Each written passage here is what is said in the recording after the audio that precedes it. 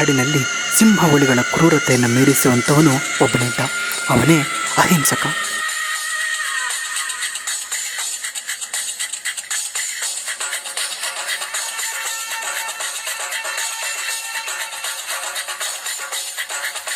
ಭಾರಿ ಹೋಕರನ್ನು ಸುಲಿಗೆ ಮಾಡಿ ಬೆರಳುಗಳನ್ನು ಕತ್ತರಿಸಿ ಹಾರ ಮಾಡಿ ಧರಿಸುತ್ತಿದ್ದ.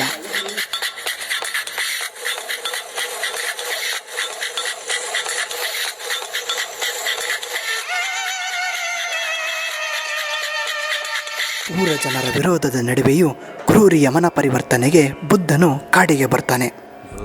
ಬುದ್ಧನ ಕಾಂತಿಯುಕ್ತ ಕಣ್ಣುಗಳ ಸೆಳೆತಕ್ಕೊಳಗಾದ ಅವನು ನಿಂತಲ್ಲೇ ಕುಸಿದು ಬೀಳ್ತಾನೆ.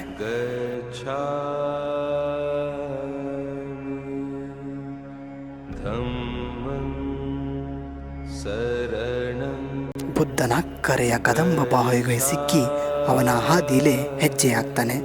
ಇಂತಹ ಮನಪರಿವರ್ತನೆಗೆ ಕಾರಣವಾಗಿದ್ದು ಪ್ರೀತಿ ಪ್ರೀತಿ ಮತ್ತು ಪ್ರೀತಿ.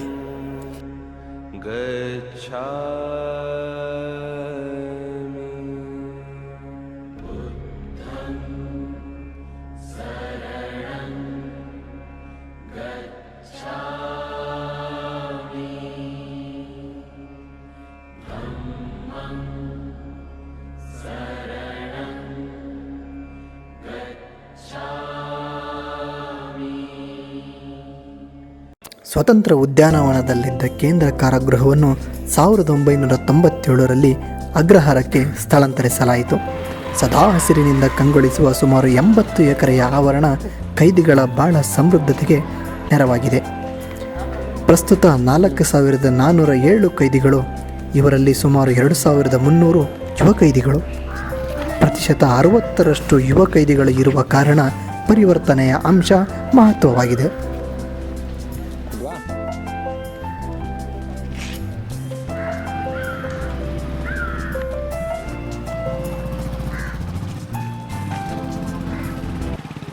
ಸೇರ್ಲಿಕ್ಕೆ ಅವಕಾಶ ಪರಿವರ್ತನೆ ಆಗಲಿಕ್ಕೆ ಸಾಕಷ್ಟು ಚಾನ್ಸಸ್ ಇದೆ. ಬಟ್ ಅವನಿಗೆ ಸ್ವಲ್ಪ ಅರ್ಥ ಮಾಡ್ಕೋಬೇಕು. ಆಗ್ತಾರೆ ಸುಮಾರು ಜನ ಅಟ್ಲೀಸ್ಟ್ ಒಂದು 5 to 10% ಆದರೂ. ಜೈಲು ಅಂದಾಕ್ಷಣ ಕಣ್ಮುಂದೆ ಬರೋದು ಕಲ್ಕುಟ್ಟ ಕಂಬಿಗಳ ಹಿಂದೆ ಜೀವನ ಸಾಗಿಸೋ ಕೈದಿಗಳು. ಜೈಲಿನಲ್ಲಿರುವ ಕೈದಿಗಳು ಸಮಾಜಮುಖಿಯಾಗಿ ಬಾಳಲು ಮನಸ್ಸನ್ನು ನಿಗ್ರಹಿಸಲು ಸ್ವಂತ ಉದ್ಯೋಗಾಭ್ಯಾಸವನ್ನು ಮಾಡ್ತಿದ್ದಾರೆ. ಪ್ರಮುಖವಾಗಿ ಬೇಕರಿ ಉತ್ಪನ್ನಗಳ ತಯಾರಿಕೆಯಲ್ಲಿ ತೊಡಗಿಸಿಕೊಂಡವರು ಇವರು ಶುಚಿತ್ವಕ್ಕೆ ಆದ್ಯತೆ ಕೊಟ್ಟು ಯಾವ ಬೇಕರಿಯ ರುಚಿಗೂ ಕಡಿಮೆ ಇಲ್ಲವೆಂಬಂತೆ ಉತ್ಪನ್ನಗಳ ತಯಾರಿಕೆಯಲ್ಲಿ ತೊಡಗಿದ್ದಾರೆ. ಪರಿವರ್ತನ ಬೆಂಕಿಯಲ್ಲಿ ಹೂವರಳಿಸುವ ಇವರ ಈ ಪ್ರಯತ್ನಕ್ಕೆ ಕೊಟ್ಟಿರುವ ಹೆಸರು. ಹಸಿದವರಿಗೆ ಅನ್ನ ಹಾಕೋದು ದೊಡ್ಡದಲ್ಲ, ಅವರಿಗೆ ಆ ಅನ್ನ ಸಂಪಾದನೆ ಮಾಡೋಕ್ಕೆ ಕಲಿಸೋದು ದೊಡ್ಡದು. Help them to help themselves. ಈ ನಿಟ್ಟಿನಲ್ಲಿ ಒಂದು ದಿಟ್ಟ ಹೆಜ್ಜೆ ಇಟ್ಟಿದೆ ಕೇಂದ್ರ ಕಾರಾಗೃಹ ಪರಪ್ಪನ ಅಗ್ರಹಾರ. ಮತ್ತೆ ಅಣ್ಣ, ಇದೆಲ್ಲ ನೋಡಿ ನಿಮ್ಗೆ ಹೆಂಗೆ ಅನಿಸುತ್ತೆ? ನಿಮ್ಮ ಜೀವನದಲ್ಲಿ ಏನಾದರೂ ಪರಿವರ್ತನೆ ತಂದಿದೆಯಾ? ಇದು ಖಂಡಿತ ಪರಿವರ್ತನೆ ಆಗಿದೆ. ನಾವು ಇದನ್ನ ನೋಡಿದ್ಮೇಲೆ ನಾವು ಹೊರಗಡೆ ಮಾಡಬೇಕು ಅನಿಸ್ತೈತೆ. ತುಂಬ ಬೇಕರಿ ತುಂಬ ಅನುಭವ ಆಯಿತು. 2 ವರ್ಷದಿಂದ ಮಾಡಿ ತುಂಬ ಅನುಭವ ಪಡ್ಕೊಂಡಿದ್ದೀವಿ. ನಾವು ರಿಲೀಸ್ ಆದಮೇಲೆ ಹೋಗಿ ಮಾಡೋಣ ಅಂತ, ಸ್ವಂತ ಬಿಸ್ನೆಸ್ ಮಾಡೋಣ ಅಂತ ಅಂದ್ಕೊಂಡಿದ್ದೀವಿ. ಇಲ್ಲ ಏನಪ್ಪ ಅಂದರೆ ನಮ್ಗೆ ಇಲ್ಲಿ ಟೈಮ್ ಕಳೆಯೋದು ಗೊತ್ತಾಗಲ್ಲ. ಬೇರೆ ಮೈಂಡ್ ಎಲ್ಲೂ ಆ ಕಡೆ ಈ ಕಡೆ ಹೋಗಲ್ಲ. ಕೆಲಸ ಇರ್ತೀವಿ, ಮನೆ ಕಡೆ ನೆನಪು ಬರೋಲ್ಲ. ಕೆಲಸದ ಮೇಲೆ ಗಮನ ಕೊಟ್ಟಾಗ ಏನಾಗುತ್ತೆ ಅಂದರೆ ಮೈಂಡು ಕಂಟ್ರೋಲ್ ಸಿಗುತ್ತೆ ನಮಗೆ.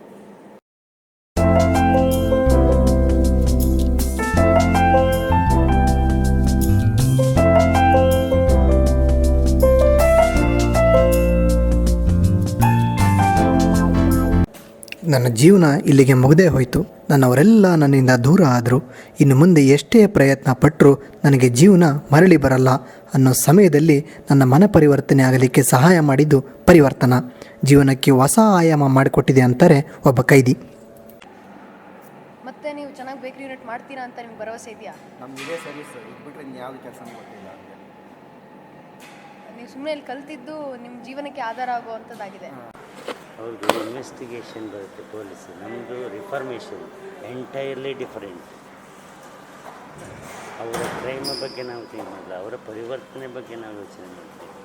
ಸೊಸೈಟಿಗೆ we sent back with good hearted person time to help himself. ಇವತ್ತು 100 ರೂಪಾಯಿ ಕೇಳೋಕ್ಕನ್ನಲ್ಲ, ನೋಡಪ್ಪ ಕೆಲಸ ಮಾಡು, 100 ರೂಪಾಯಿ ಕೊಡ್ತೀನಿ. ಇವತ್ತು ಕೆಲಸ ಎಲ್ಲ ಮುಗಿಸ್ಕೊ, ನಾಳೆನೂ ಬಂದು ಈ ಕೆಲಸ ಮಾಡು, ಮತ್ತೆ 100 ರೂಪಾಯಿ ಕೊಡ್ತೀನಿ, ನೀನು ಜೀವನ ಮಾಡ್ತೀವಿ. ಇವತ್ತು 100 ರೂಪಾಯಿ ದುಡೋಕ್ಕೆ ಸಾಲ್ವ್ ಮಾಡ್ಕೊಂಡು ಮತ್ತು ನಾಳೆನೂ ದುಡಿತಾನೆ, ಆವಾಗ 100 ರೂಪಾಯಿ ಸ್ವಂತ ಅವನ ಸೇವಿಂಗ್ಸ್ ಆಗುತ್ತೆ ಸ್ವಂತ. Help them to help himself.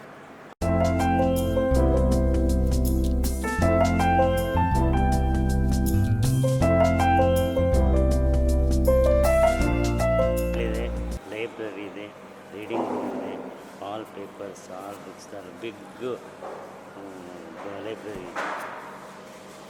Computer learning centre ಇದೆ, ಓಪನ್ ಯೂನಿವರ್ಸಿಟಿ ಒಂದು ಕೋರ್ಸ್ ಇದೆ, ಸ್ಕೂಲ್ ಇದೆ, ಪ್ರತಿಯೊಂದು ಏನಕ್ಕೆ ಇಲ್ಲಿ ನೋಡಿ ಕಾರ್ಪೆಂಟ್ರಿ ಇದೆ, ವೀವಿಂಗ್ ಇದೆ, ಟೈಲರಿಂಗ್ ಇದೆ, ಸ್ಮಿತಿ ಇದೆ, ಕಸೂತಿ ಇದೆ, ಎಂಬ್ರಾಯ್ಡ್ರಿ ಇದೆ, ಕ್ಯಾಂಡಲ್ ಮ್ಯಾನುಫ್ಯಾಕ್ಚರಿಂಗ್ ಇದೆ, ಸುಮಾರಿಗೆ ಎಲ್ಲ ಇದು ಇದೆ.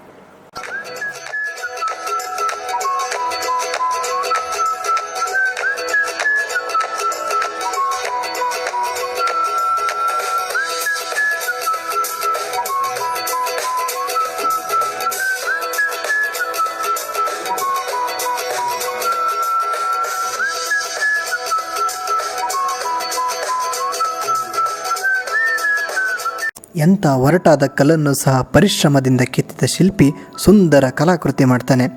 ಪ್ರೀತಿಯ ಉಳಿಯಿಂದ ಕೆತ್ತಿದ ಒರಟಾದ ಮನಸ್ಸನ್ನು ಸಹ ತಿಳಿಯಾಗಿಸ್ತದೆ. ಮನಸ್ಸಿನಿಂದ ಆಕೃತಗೊಂಡ ದೇಹ ಉತ್ತಮ ಪ್ರಜೆಯಾಗ್ತಾನೆ. ಜೈಲು ಕೈದಿಗಳು ಅಂದ ತಕ್ಷಣ ಏನೋ ಒಂಥರ ಹೆದರಿಕೆ ನಮ್ಮನ್ನು ಆವರಿಸ್ಬಿಟ್ಟಿರುತ್ತೆ. ಅದೇ ಹೆದರಿಕೆ, ಅದೇ ತಳಮಳದಲ್ಲೇ ನಾವು ಒಳಗೆ ಹೋಗಿದ್ವಿ. ಒಳಗೆ ಹೋಗಿ ನೋಡಿದರೆ ನಾವು ಅಂದ್ಕೊಂಡಿದ್ದಕ್ಕಿಂತ ವಿಭಿನ್ನವಾಗಿರುವಂಥ ಹೊಸ ಪ್ರಪಂಚನ ನಾವು ನೋಡಿದ್ವಿ. ಅಲ್ಲಿರೋ ಜನ ಖಂಡಿತವಾಗಿ ಪರಿವರ್ತನೆ ಆಗ್ತಿದ್ದಾರೆ. ಇಲ್ಲಿ ಈ ಪರಿವರ್ತನೆ ಅನ್ನೋವಂತಹ ಹೊಸ ಪ್ರಯತ್ನ ಇಡೀ ಜನರನ್ನು ಬದಲಾವಣೆ ಮಾಡಬೇಕು ಅಂತ ಪಣ ತೊಟ್ಟಿದೆ. ಇಲ್ಲಿನ ಆಫೀಸರ್ಸು, ಇಲ್ಲಿ ಕೆಲಸ ಮಾಡಿದವರು, ಇಲ್ಲಿನ ಕೈದಿಗಳು ಎಲ್ಲರೂ ಒಂದೇ ಕುಟುಂಬದಂತೆ ಬದುಕ್ತಿದ್ದಾರೆ. ಅವ್ರು ಎಲ್ಲರ ಮನಸ್ಸಲ್ಲಿರೋ ಒಂದೇ ಒಂದು ತಳಮಳ ಅಂತಂದರೆ, ನಾವಿಲ್ಲಿಂದ ಹೊರಗಡೆ ಬಂದಮೇಲೆ ಸಮಾಜ ನಮ್ಮನ್ನು ಹೀಗೆ ಅಕ್ಸೆಪ್ಟ್ ಮಾಡುತ್ತಾ ಅಂತ. ಖಂಡಿತವಾಗಿಯೂ ಇಂಥ ಜನರನ್ನು ಇಷ್ಟೆಲ್ಲ ಪರಿವರ್ತನೆ ಆಗಬೇಕು ಅಂತ ಅವರು ತಮಗೆ ತಾವು ಮಾಡ್ತಿರೋಂಥ ಪ್ರಯತ್ನವನ್ನು ನಾವು ಮೆಚ್ಚಲೇಬೇಕಾದ್ದು.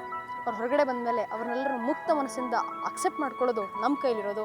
ನಮ್ಮಿಂದ ಅದಕ್ಕೆ ಬಿಟ್ಟರೆ ಮತ್ತೇನು ಕೊಡ್ಲಿಕ್ಕೆ ಸಾಧ್ಯ ಇಲ್ಲ. ಆದರೆ ನಾವೇನಾದರೂ ಸ್ವಲ್ಪನಾದರೂ ಸಮಾಜ ಕೊಡ್ತೀವಿ ಅನ್ನೋದಾದರೆ ಈ ಜನರನ್ನು ಅವ್ರ ರೀತಿಯಲ್ಲಿ ಅಕ್ಸೆಪ್ಟ್ ಮಾಡೋಣ, ಅವರು ನಮ್ಮಲ್ಲೊಬ್ಬರಾಗಿ ಬದುಕಲಿಕ್ಕೆ ಸಹಾಯ ಮಾಡೋಣ ಅಂತ ಹೇಳ್ತಾ ನಮಸ್ಕಾರ.